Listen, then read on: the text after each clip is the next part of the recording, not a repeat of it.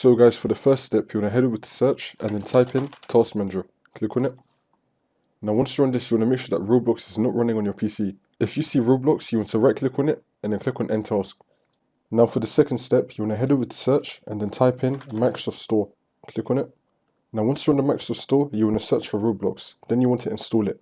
If you already have Roblox installed, then we're going to open it up. Now for the next step, once you're on the Roblox Player application, you're going to click on Add Friends. And then you want to add your second account. Now once you've done that, you want to log into your second account on a web browser. So just head over to any web browser and then just type in Roblox login. Click on it. And now you want to log into your second account. And now you want to accept the friend request from your other account. And now you want to head over to your web browser account and then you want to join any experience. And now once you join an experience on your web version account, now you want to head over to the Microsoft Store Roblox game. And now next to friends, you want to click on your second account. And now once you click on your second account, it will give you a green button which will say join. You want to click on join and then you would have joined the experience on two different accounts.